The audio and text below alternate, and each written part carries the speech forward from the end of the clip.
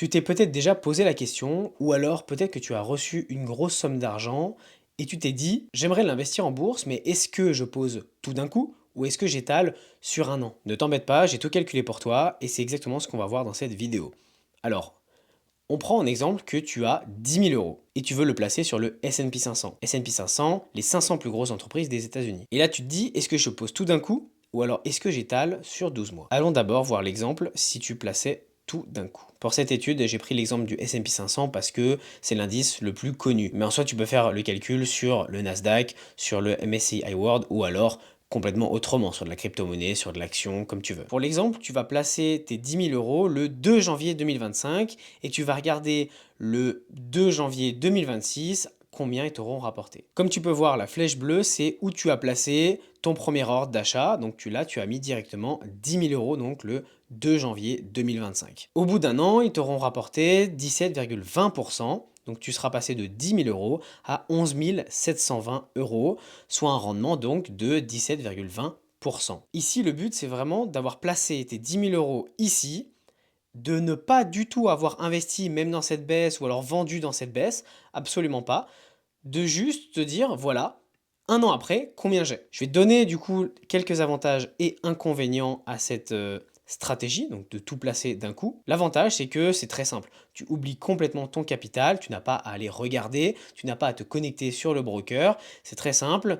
Tu le places et tu attends. Ensuite, il y a une certaine facilité d'exécution parce que tu exécutes qu'une fois. Donc tu as juste à te créer ton compte sur le broker et ensuite poser tes 10 000 €. Et on finit par peu de frais parce que vu que tu places un ordre qu'une seule fois, et ben tu auras des frais que sur cet ordre-là. Ensuite, on va passer aux inconvénients. Le problème, c'est plus la psychologie. Est-ce que tu as acheté vraiment au bon moment? Est-ce que c'était pas le haut ou alors le bas? Franchement, tu sais pas. Tu vois, par exemple, dès que tu places ici, eh ben, les mois suivants, il s'est vraiment complètement retourné. Donc là, psychologiquement, tu pourrais un peu vriller. Mais au final, on voit bien que c'était très très loin d'être le top du marché. Ensuite, pour moi, tu peux avoir une légère pression parce que tu as vraiment mis carte sur table. Ça peut faire peur de directement mettre une grosse somme comme ça en bourse. Ensuite, j'ai mis confiance au broker parce que tu as quand même mis 10 000 € sur le broker comme ça. Ça veut dire que si le broker, eh ben, il fait faillite ou alors qu'il ferme, tes 10 000 €, c'est compliqué de les récupérer. Mais si je dois résumer, c'est une stratégie très simple où il y a très très peu de gestion. En revanche, le côté psychologique est un peu plus mis à l'épreuve. Donc il faut surtout faire attention à ça parce que il ne faut pas que ça te force à vendre par exemple et à vendre à perte. On va passer au cas numéro 2 où tu as étalé les placements. C'est un peu comme du DCA. On part sur le même actif S&P 500 et également à la même période. Voilà, donc sur 2025-2026. Ici sur l'exemple, chaque bougie du graphique c'est une semaine. Donc ça c'est une semaine haussière. Ça, par exemple, c'est une semaine baissière, et ainsi de suite. Voilà, ça, c'est une semaine baissière. Ça, c'est une semaine haussière. Voilà, t'as compris. Donc, comme tout à l'heure, on est rentré ici, voilà, et on regarde un an après, ici, combien tu as fait de rendement. Donc là, tu peux le voir, chaque semaine, tu places un ordre de 188,68 € pour enfin arriver à 10 000 € de placement.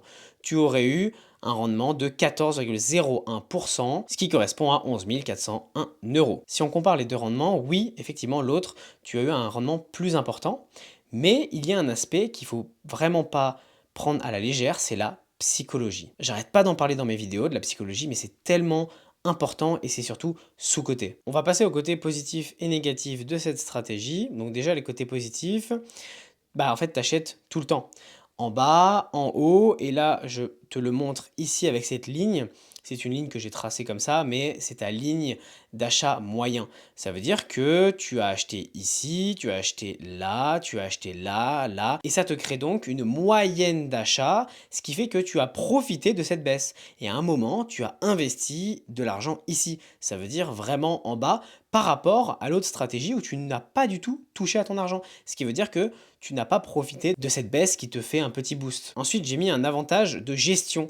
Alors là, ça peut être un avantage ou un désavantage, mais moi je trouve que c'est beaucoup plus clair de vraiment te dire chaque semaine, j'investis 188 euros et quelques. Déjà de un, tu apprends l'investissement beaucoup mieux que juste placer 10 000 euros d'un coup. Et en plus, ça te crée vraiment une discipline financière. Et également, tu apprends à gérer par exemple le broker, à gérer les virements, à gérer les ordres et ainsi de suite. Gros avantage, la psychologie, parce que vu que tu as pas mis directement 10 000 balles sur la table, vu que c'est chronologique, inconsciemment, tu ne remarques pas tout l'argent que tu as mis. Donc psychologiquement, c'est beaucoup plus simple à tenir.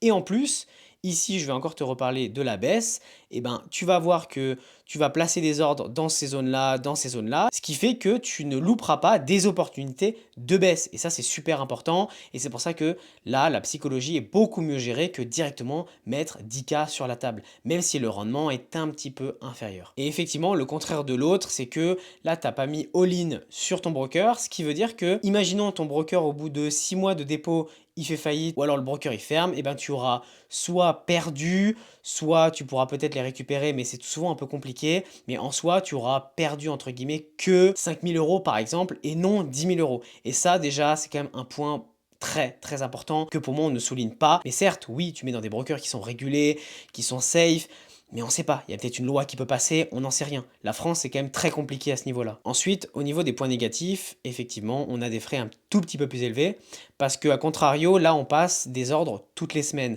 ce qui veut dire que voilà, les frais sont un petit peu plus élevés. Honnêtement, c'est pas énorme, donc ça, je l'ai mis, mais en soi, je pense que ça peut pas trop entrer dans le classement. Ensuite, j'ai mis rendement un peu moins important. Effectivement, c'est quand même un point négatif, mais c'est vrai qu'à mon avis, ça se balance avec le côté psychologique. Et ensuite, ça demande plus d'attention, parce que tu dois mettre de l'argent sur le broker, tu dois placer ton ordre, et ainsi de suite. Donc c'est vrai qu'il y a une gestion, encore une fois, moi je l'ai mis en positif, plus rigoureuse. Mais bon, pour moi, je sais pas si c'est vraiment un point négatif, mais ça peut l'être. Personnellement, moi, qu'est-ce que je ferais? En fait, il y a déjà un choix d'actifs. Effectivement, si on garde le S&P 500, moi peut-être que je prendrais quand même la stratégie DCA, donc la deuxième où tu places régulièrement. Pourquoi? Parce que j'aime l'investissement, j'aime bien gérer mon compte, j'aime bien investir quand c'est bas, et ainsi de suite. Donc je pense que même si les rendements sont un petit peu plus faibles, j'aurai quand même plus confiance et ma psychologie sera beaucoup plus tranquille. Parce que je me vois mal directement mettre 10 000 euros sur la table et que par exemple un mois après, mon portefeuille a déjà fait moins 25%. J'avoue que psychologiquement c'est quand même dur et je ne serais pas tenté de vendre. Mais quelqu'un qui est un peu moins formé sur sa psychologie, je pense aurait vendu une partie. Au début je t'ai parlé d'actifs parce que sur le S&P 500, oui le DCA c'est peut-être intéressant en tout cas pour ma part. Mais par exemple si tu me parles de crypto-monnaie, eh ben, j'aurais plus tendance à mettre tout d'un coup. Pourquoi? Parce que la crypto-monnaie, c'est quand même beaucoup plus volatile. Et là, logiquement, tu as une gestion de risque qui est quand même différente et une psychologie. Donc, tu peux te permettre de mettre une grosse somme d'un coup. Attention, je ne la mettrai pas n'importe quand. Je la mettrai par exemple au début d'un cycle, par exemple du Bitcoin, un cycle de bull run. Par exemple, tu comprends? Si on reste dans le cas de la vidéo, je préfère la stratégie numéro 2, mais encore une fois, c'est par rapport à comment moi je me gère et par rapport à ma gestion de risque et ma psychologie. Si toi ça ne te gêne pas du tout de poser 10 000 euros d'un coup, fais-le si tu sens que tu seras à l'aise et que tu t'en moques complètement, il n'y a vraiment pas de souci. Maintenant, pour que toi tu puisses savoir si c'est mieux dans ton cas de faire un all-in, donc de poser 10 000 euros d'un coup, ou alors d'étaler, donc faire du DCA, on va directement passer sur quelques points. Pour moi, si tu as une forte tolérance au risque, donc le marché peut vraiment faire moins 15 le lendemain de ton achat, tu peux faire all-in. Si tu veux une simplicité maximale, ça veut dire que tu investis une fois et c'est tout, et ben tu peux faire all-in.